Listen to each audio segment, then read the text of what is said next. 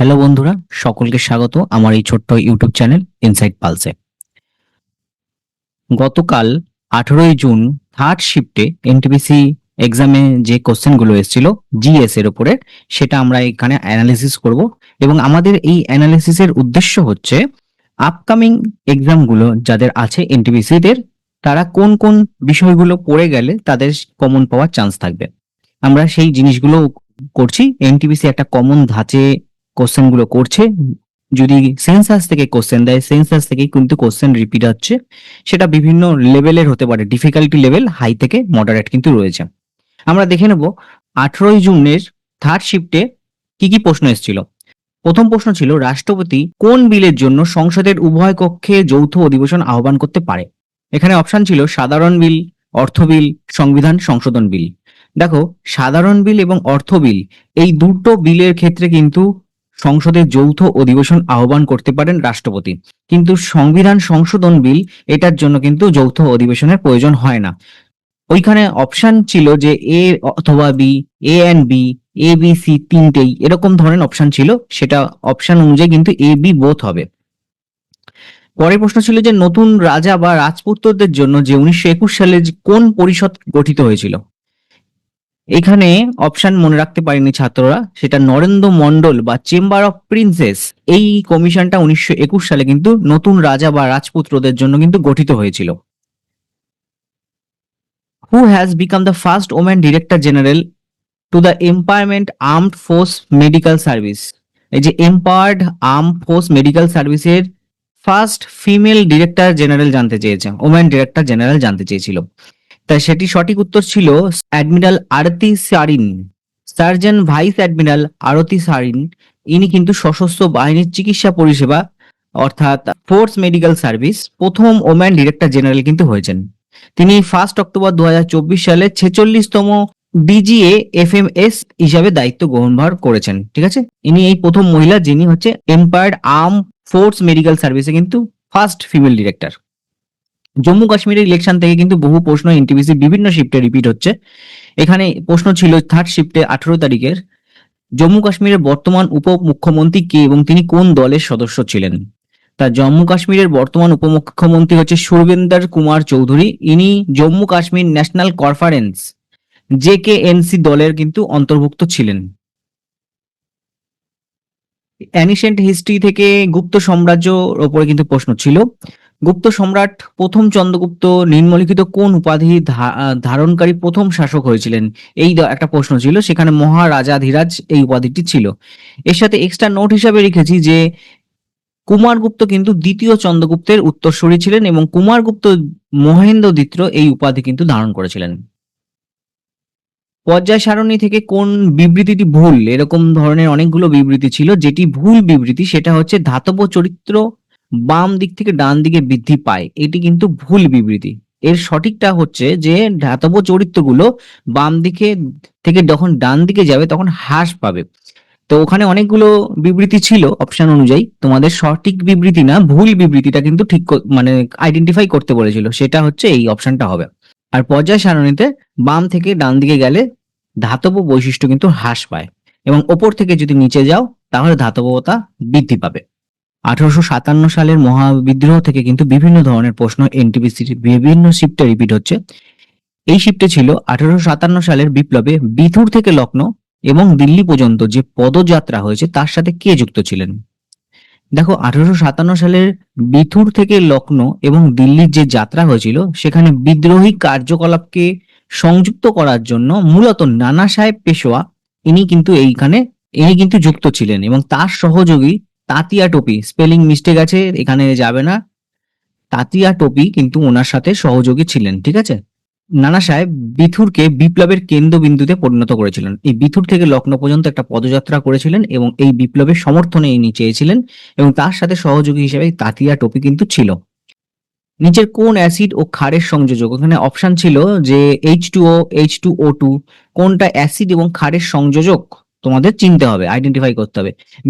আর একটা অপশন ছিল HCl, Cl minus, আর একটা ছিল NH3, NH4 মাইনাস। সঠিক উত্তর তোমাদের কিন্তু NH3, NH4 প্লাস এইটা কিন্তু হবে, কারণ NH3 অ্যামোনিয়া একটি ক্ষার, যখন একটি প্রোটন গ্রহণ করে তখন H প্লাস গ্রহণ করবে, তাই জন্য NH4+ বা অ্যামোনিয়াম আয়ন কিন্তু উৎপন্ন হবে। এটাই হচ্ছে কনজুগেটেড অ্যাসিড, যেটাকে বলছে যে অ্যাসিড ও ক্ষারের সংযোজক। তারপরে ছিল টেলিযোগাযোগ নিয়ন্ত্রণের জন্য telecom regulatory authority. Telecom regulatory authority of India try কত সালে প্রতিষ্ঠিত হয়? থার্ড শিফটের কোশ্চেন এটা। ট্রাই কত সালে প্রতিষ্ঠিত হয়? ট্রাই প্রতিষ্ঠিত হয়েছিল 20 ফেব্রুয়ারি 1997 সালে। পঞ্চবার্ষিক পরিকল্পনা থেকে একটা প্রশ্ন এসেছিল, সপ্তম পঞ্চবার্ষিকী পরিকল্পনার মূল লক্ষ্য কি ছিল? দেখো, সপ্তম পঞ্চবার্ষিকী পরিকল্পনার মূল লক্ষ্য ছিল সামাজিক ন্যায় বিচার, এর মাধ্যমে অর্থনৈতিক উৎপাদনশীলতা কিন্তু বৃদ্ধি করা এবং খাদ্য উৎপাদন এবং কর্মসংস্থানের ক্ষেত্রে কিন্তু জোর দেওয়া। তোমাদের বলে রাখি, এই সপ্তম পঞ্চবার্ষিকী পরিকল্পনা কিন্তু 1985 থেকে 1990 সাল পর্যন্ত হয়েছিল। সম্প্রতি কোথায় অর্ডিন্যান্স ফ্যাক্টরি দিবসের আয়োজন করা হয়েছিল? অর্ডিন্যান্স ফ্যাক্টরি দিবস রিসেন্টলি কোথায় আয়োজিত হয়েছিল? সেটা কলকাতায় কাশীপুরে কিন্তু এই অর্ডিন্যান্স ফ্যাক্টরি দিবস আয়োজিত হয়েছিল। এক্সট্রা ইনফরমেশন দেখো, যে এই অর্ডিন্যান্স ফ্যাক্টরি দিন সেটা আয়োজন হয়েছিল কারণ এই দিনই প্রথম অর্ডিন্যান্স কারখানা ভারতে স্থাপিত হয়, যেটি হচ্ছে 18ই মার্চ 1802 সালে প্রথম এই অর্ডিন্যান্স ফ্যাক্টরি শুরু হয়েছিল। সবুজ বিপ্লবের আগে পূর্বাঞ্চলীয় দেশগুলি গম সরবরাহের জন্য কোন প্রকল্পটি পরিচালনা করত? দেখো, ইংলিশ থেকে বাংলা ট্রান্সলেট করা কোশ্চেন, সেই কারণে বলছি, একটু এদিক ওদিক হয়েছে, স্পেলিং মিস্টেক থাকতে পারে, একটু দেখে নেবে। গ্রিন রিভলিউশন যখন হওয়ার আগে যে পূর্ব দিকে যে দেশগুলো ছিল সেখানে কিন্তু গম সরবরাহ কিন্তু মার্কিন যুক্তরাষ্ট্র থেকে কিন্তু ভারত করত। PL480 এই প্রকল্পের মাধ্যমে কিন্তু গম সরবরাহ হতো। এই প্রকল্পের আওতায় ভারত 1965 থেকে 66 সালে মার্কিন যুক্তরাষ্ট্র থেকে প্রচুর পরিমাণে কিন্তু গম আমদানি করেছিল। তাহলে অপশন অনুযায়ী তোমাদের মার্কিন যুক্তরাষ্ট্র কিন্তু হবে। আর প্রকল্প নাম জানতে চেয়েছে, প্রকল্পটি ছিল PL480 বা PL480। শীতকালীন জেট স্ট্রিমগুলি কোথায় যায় বা কোন দিক বরাবর যায়? শীতকালে যে জেট স্ট্রিম বা স্রোতগুলো থাকে সেটা মূলত পশ্চিম থেকে কিন্তু পূর্ব দিকে আসে। ভারতের শীতকালে উপক্রান্তীয় পশ্চিম জেট স্রোত সক্রিয় থাকে, যা পশ্চিমা বিশৃঙ্খলা সৃষ্টি করে। পশ্চিমা ঝঞ্ঝা, যাকে পশ্চিমা ঝঞ্ঝাও কিন্তু আমরা বলি। বিভিন্ন ট্রাইবস থেকে কিন্তু কোশ্চেন আসছে। এখানে একটা প্রশ্ন ছিল, গাদ্দি উপজাতি কোন রাজ্যে বসবাস করে? গাদ্দি উপজাতি কিন্তু হিমাচল প্রদেশে বসবাস করে। ওয়ার্ল্ড সাস্টেনেবল ডেভেলপমেন্ট কনফারেন্স এর থিম কি ছিল সেটা জানতে চেয়েছে। ওয়ার্ল্ড সাস্টেনেবল ডেভেলপমেন্ট কনফারেন্সের থিম ছিল partnership for accelerating sustainable development and climate solution.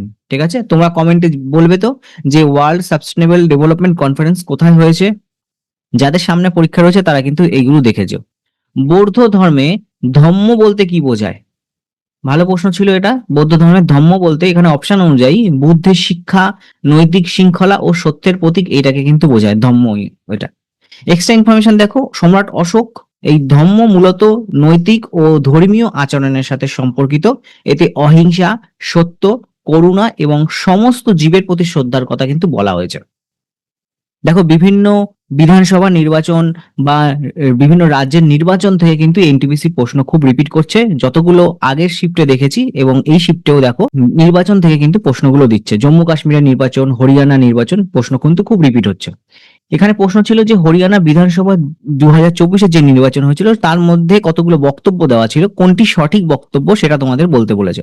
এখানে সম্ভবত যে সঠিক বক্তব্যগুলো আছে সেটা আমি নিয়ে এসেছি এখানে, কিন্তু কোন যে বক্তব্যগুলো অ্যাকচুয়াল ছিল সেটা কিন্তু ছাত্ররা মনে করতে পারছে না। দেখো, এখানে ভোট গ্রহণ হয়েছিল 5ই অক্টোবর এবং ভোট গণনা হয়েছিল 8ই অক্টোবর।